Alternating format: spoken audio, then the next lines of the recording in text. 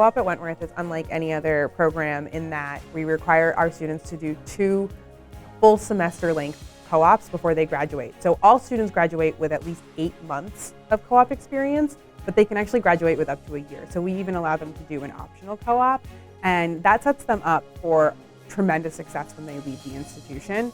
One of my favorite things about working in this office is that we serve alumni for their entire lives. So after getting to know a student for 4 years, we also get to continue interacting with them after they graduate.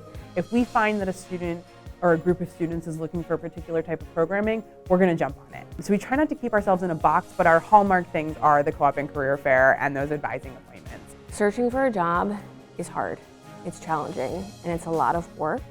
But once you leave Wentworth, having searched for 2 or 3 co-ops, you now have a fundamental and truly important understanding of what goes into a full-time job search. So not only did you get work experience that's relevant to you after you graduate, you also learned how to do a job search, which in and of itself is like a full-time job. And I cannot stress enough the importance of being able to do that well and to do that successfully.